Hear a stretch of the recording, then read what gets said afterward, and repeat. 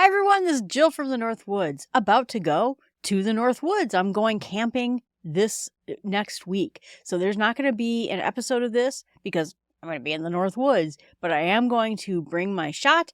I am going to put it in the cooler. It's going to be fine. I'm in the middle of the woods, injecting myself with Mounjaro. I think it'll be interesting, and I think it's going to be interesting to figure out how to eat. Like I said, I'm doing the Mounjaro thing. My eating has changed quite a bit. My friend is trying to lose weight without it, but she's working very hard at it. Boy, I think we're just going to go camping. We're going to sit there and not eat, but we'll see how it goes. I'm going to pack some cottage cheese in the cooler and have some trail mix, and we'll roast meat over the fire at night, but probably the s'mores are going to take a hit on this one. So again, I'll be back the following week and I'll tell you how the camping went. This week went pretty well. I lost 1.9 pounds. It was kind of hilarious because actually on Thursday, I dropped 2.5 pounds in one day. And I thought, oh, well, I guess this is going to be a very good week. And then it went right up like 2 pounds the next day. And I went, what just happened? So I looked at the scale, and it's one of those body composition impedance type scales. And it said that I was very dehydrated. I went hiking and it was a pretty warm day, and I don't think I drank enough liquid, enough to keep me hydrated. And when I looked at the amount of liquid according to the scale, plummeted, went right down. Like, okay, so correct. I didn't drink enough liquid. And as soon as I came back home and then drank more the next day, boom, the weight went right back up. But still, then through the course of time, lost that 1.9 pounds. So it's been going very well, having some good weeks. We'll see what we do on camping. We have some pretty extreme hikes going, so it's going to be very active, but it's also going to be about keeping my blood sugar up. I guess that's the thing I'm most concerned about, really, is being so active during camping time, going hiking and doing a lot of digging around in the woods, walking around in the woods. Some of these hikes have pretty high elevations. And so I'm going to try to make sure I don't drop in blood sugar, that I have enough energy to get up these hikes. And like I said, lately, if I don't focus on eating enough, particularly in the morning, if I go to the gym and then I mow my lawn right after, my blood sugar tanks, and then I have to eat something kind of on an emergency basis because I feel shaky. I don't want to get to that point while I'm camping. I've been doing some research in this last week. How about living intentionally? Again, I have a Start with Small Steps podcast where I talk about these topics all the time. But I got some new calendar apps. I was working with setting them up and trying to figure out how I'm going to set up a system for all the tasks and calendars and methods I'm going to use to just stay on top of things. And I realized that I want to be intentional about my life. And that is why I went to get the fantastical calendar. I went and got Todoist to-do app. The two of them integrate together. And the last time I tried that, man, I was all over it. I was alerted to everything I needed to do. I was on top of all my tasks. I was right there. And so I wanted to go back to that situation. I like Notion. Notion is primarily what I use for most of my organizing, podcasts, and everything else. But I might just use that as article storage, diary, kind of a second brain kind of thing, and then use the Todoist and Fantastical for tasks and calendar apps. And part of the reason is ever since getting on Mounjaro, it's had a weird effect on me that I get late for things, that I forget to show up at my friend's house when I'm supposed to show up. Like time just evaporates out of my head. And that was a problem I had as a teenager, as a kid, that I was so ADD, I would lose track of time. And it happens all over again now, I think, since taking this drug. My big theory is that it gets rid of everything that nags at you. So if the nagging is, hey, why don't you go get a snack? Why don't you go get a Diet Coke? Why don't you go put more salt on that? Why don't you go shopping here or there? Or people who have serious addictions and that nagging that tells them to get something. I'm starting to think it gets rid of all nagging. So I have built a series of naggings in my brain. Don't forget, you're going to your friend's house tonight for TV. Don't forget, you're supposed to go over there and pick up this thingamabob at the store. Well, I'm now not nagged by it anymore. So I really needed a series of notifications to nag for me. And Fantastical Todoist has the perfect level of nagging for me. So at least temporarily, at least while I'm on this drug, I'm going to go back and start creating notifications, reminders to just stay on top of everything. I don't want to miss out on everything that I've achieved in the past, 5, 6 years about becoming a better human being when it comes to living intentionally. And that's part of it too, is talking about this diet and everything that I'm trying to do. I'm trying to change my life because I want to live intentionally. I don't want to be on some kind of medication that just lets me hit a play button and go. And this drug absolutely could do it. You could absolutely just take the drug, never change your habits, never do the things you're supposed to do, and walk away from this in 2 years and not be better off for it. There are people talking about it today now that they feel that at some point it just stops working for you. I read about one woman who wished she had gone slowly because she zipped right up to the top dosage, and then it stopped working for her. It stopped on the food noise, it stopped on the appetite, and she has no place to go. She wished she had spent time ramping herself up because this is a race with time. When I look at Happy Scale, it says by next hiking season, I'm going to be at a really good weight. I was at this weight before and I started running. I started doing all sorts of things I was never capable of doing before. I'm excited for next spring. But then by the end of 2025, I should be done.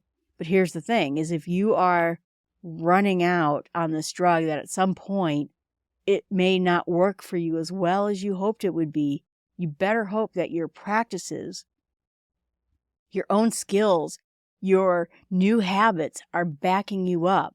Someone else recited a study today that said that after 60 weeks, some of the drugs stop nagging at all. And so she's worried about that point where she's going to get there. I don't know that it's really something to worry about, but it is something to start building up for. If you know that this thing that is helping you towards your goals is going to be less helpful at week 60, I'm on week 13, just started week 13. Now we have to make plans because this diet for me is probably going to be more like, 80, 90 weeks. And so if week 60, this whole thing falls apart, I'm now going to be short by 30 weeks. I'm losing about 1.6 pounds a week. Now I'm going to be short still and not have the help that this drug is providing me. So I'm making plans to live intentionally by ramping up my exercise. That part has been great. I've been able to up my calories and still lose the same amount of weight. Eating better foods, getting away from the things that I have addictions about, namely caffeine. I got rid of the sodas. Then starting next year, I'm going to work on the crystal lights. Can I work my way into just drinking regular water or tea, but none of the kind of chemically food items? But that is going to help me push to this final goal.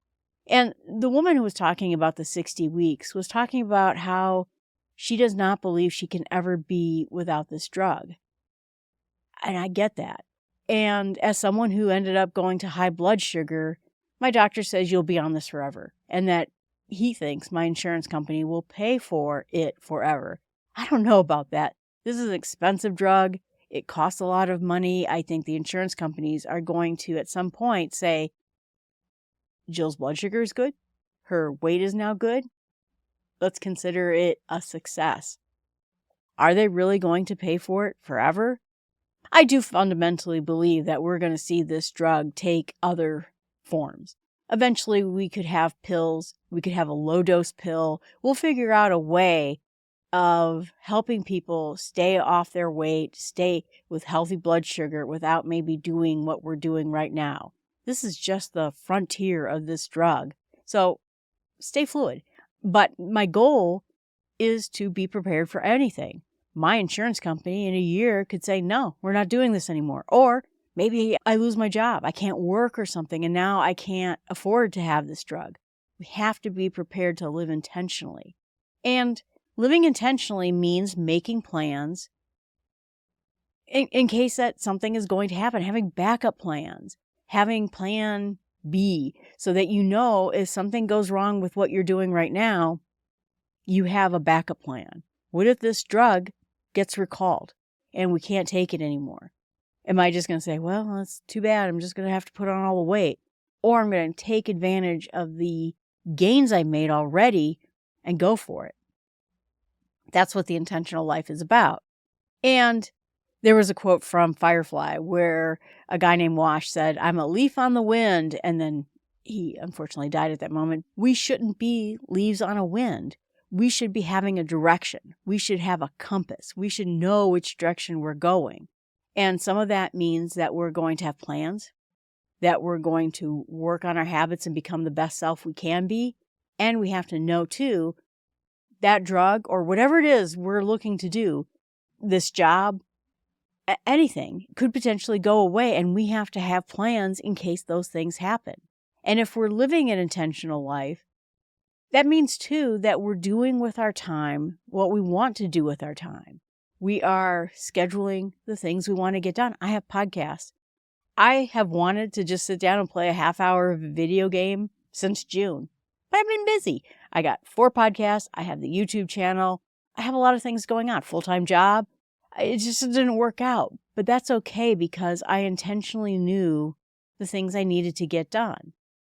And getting your goals and doing life intentionally and working on the things that you enjoy, like my podcast and this YouTube channel, that is more fundamentally more rewarding than playing video games or doing anything else that I used to do. And half the time when you decide you're going to sit down and watch a night of TV, or you're going to sit down and play a night of video games or anything that you were going to do, did you intend to do it? Or did you just end up falling into it? Oh, well, I turned the TV on for something else and then I saw a good show, or then I decided to binge watch this series, or I started playing a video game for a half hour because I just wanted to talk to my friends online, and then I ended up playing the whole night. I got through a decade of EverQuest playing, and I lost a decade of my life, basically. I had fun, but it wasn't intentional. It wasn't something I decided to do. It was something that every night for 10 years I fell into.